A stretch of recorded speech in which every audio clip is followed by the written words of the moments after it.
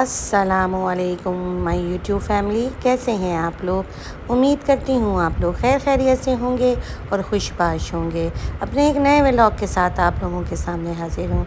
ये जी है शाम का टाइम और आज मेरा बड़ा ही दिल चाह रहा था कि रोगनी नान जो है वो बनाऊँ, क्योंकि मैं काफ़ी दिनों से सोच रही थी कि मैं रोगनी नान बनाऊँ। तो बस आज मैं रोगनी नान ही बना रही हूँ और मैंने डो जो है वो गूंद के रख दिया था और जब वो राइस हो गया तो फिर उसके बाद मैंने इसको बेल दिया था और इसमें स्टैम्प बना दिए थे। और साथ ही ये मैं इसको अंडे को ब्रशिंग कर रही थी और ब्रशिंग करने के बाद मैंने इसमें तिल छिड़क दिया था। ओवन मैंने प्री हीट कर लिया था और उसके बाद मैंने 15 मिनट के लिए रोगनी नान को इसमें रखा था। और ये देखें कितना मज़ेदार सा रोगनी नान जो है वो रेडी हो गया है। साथ ही मैंने बोनलेस चिकन में मसाला लगाई थी, मैंने इसमें नमक डाल दिया था। साथ ही इसमें मैं वाइट पेपर डाल दूँगी और ये दोनों चीज़ें डालने के बाद थोड़ा सा मिक्स करके थोड़ी देर के लिए रखूँगी। और साथ ही मैंने ऑयल गरम कर लिया था, उसमें अदरक लहसुन का पेस्ट डाल दूँगी और इसको हल्का हल्का भूनूँगी। जब वो हल्का हल्का सा ब्राउन हो रहा होगा तो मैं फिर इसमें चिकन डाल दूँगी और चिकन डालने के बाद मैं इसको हल्का हल्का फ्राई करूँगी। अच्छा, चिकन को ज़्यादा ब्राउन नहीं करना है, जब वो वाइट ही होगा तो उसमें फिर टमाटर जो मैंने थोड़ा बॉईल किया हुआ था उसको मैंने पेस्ट बना लिया था, वो मैं इसमें डाल दूँगी। हल्का हल्का मैं इसको भूनूँगी और भूनने के बाद मैं इसमें कुटा हुआ सफ़ेद ज़ीरा, कुटा हुआ साबित धनिया, कुटी हुई लाल मिर्च, पिसी हुई लाल मिर्च, ये सारी चीज़ें डालने के बाद मैं इसको और भूनूँगी। और इसके अलावा मैं इसमें गरम मसाला पिसा हुआ है वो भी डाल दूँगी और फिर मैं इसको अच्छी तरह भूनूंगी। और भूनने के दौरान ही मैं इसमें पिसी हुई काली मिर्च जो है वो भी डालूंगी और डालने के बाद मैं फिर इसको और अच्छी तरह से भूनूंगी। जब ये भुन ही रहा होगा तो फिर मैं इसमें केचप डाल दूँगी। थोड़ा सा केचप इसमें डालना है ताकि इसका टेस्ट जो है वो मज़ेदार सा हो जाए। और उसके बाद फिर मैं इसमें दही डाल दूँगी और दही डालने के बाद मैं इसको फिर भूनूँगी। और भुनने के बाद मैं इसमें थोड़ा सा पिसा हुआ खोपरा है वो डाल दूँगी। और जब ये भुन ही रहा होगा तो फिर मैं इसमें क्रीम डाल दूँगी और इसको और अच्छी तरह से भूनूँगी। और उसके बाद फिर मैं इसको थोड़ी देर के लिए हल्की आंच पे रख दूँगी।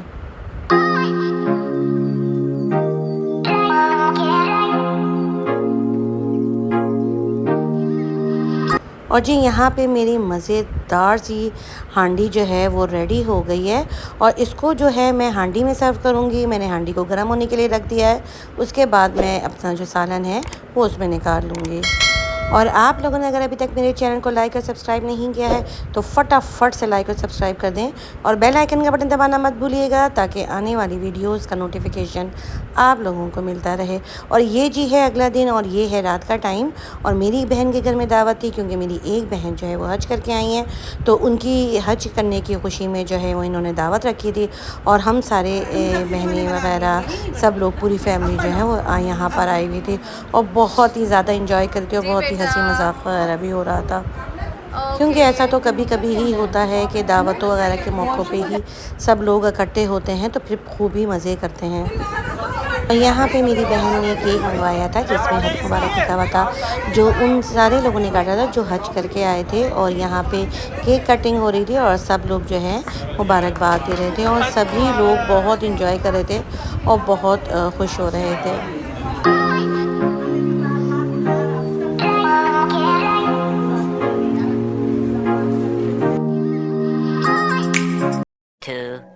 Years later.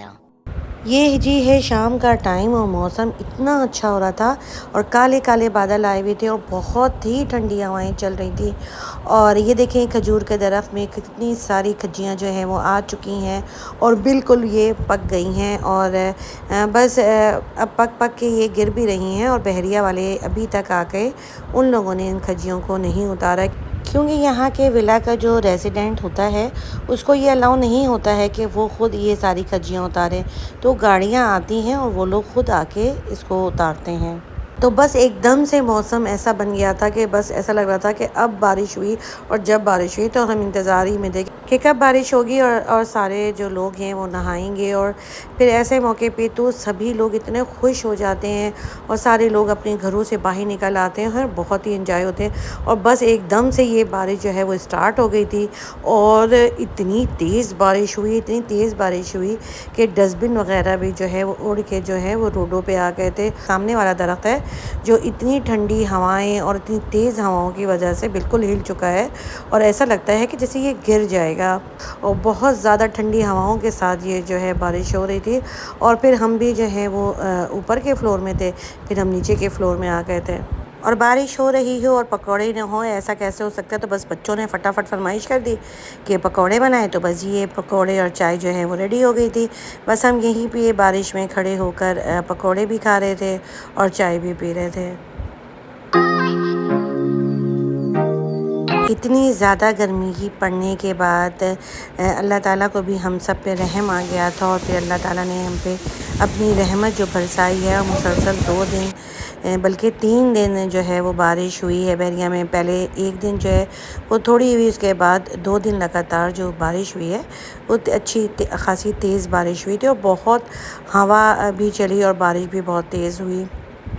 बस अब हम लोग सोच ही रहे थे कि बारिश रुके तो हम किसी व्यू पॉइंट पे जाएं और वहाँ जाके एंजॉय करें। तो बस जब बारिश रुक गई थी, व्यू पॉइंट पे चले गए थे और ये आज एक नई जगह पे आए थे जो बहुत ही खूबसूरत जगह थी।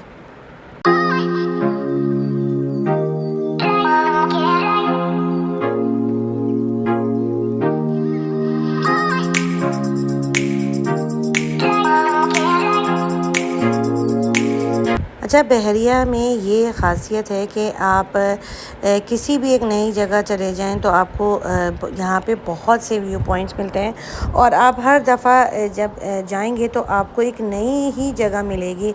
अब जैसे हमें यहाँ बहरिया में मुझे रहते हुए 3 साल हो गए, मगर मुझे इस जगह का नहीं पता था। मगर अब ये एक पॉइंट जो है वो मेरे बेटे ने देखा था, तो फिर उसने बताया कि एक नई जगह है तो वहाँ चलते हैं। तो बस फिर हम लोग यहाँ पर आए थे, तो ये बहुत ही खूबसूरत लग रहा था और बहुत से लोग यहाँ पर आ रहे थे और कुछ लोग ऐसे भी थे जो यहाँ पर बारबेक्यू वगैरह भी कर रहे थे।